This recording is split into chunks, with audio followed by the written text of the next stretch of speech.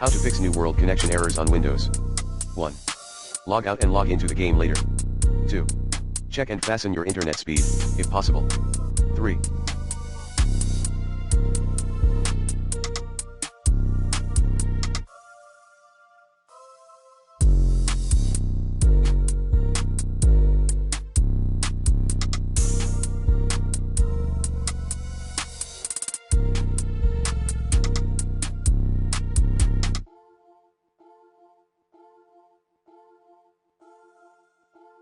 Restart computer and router. 4. Flush DNS, release IP, and reset WinSock. Run these commands as admin: IP protocol configuration /flushdns IP protocol configuration /registerdns IP protocol configuration /release IP protocol configuration /renew netshare WinSock reset. 5.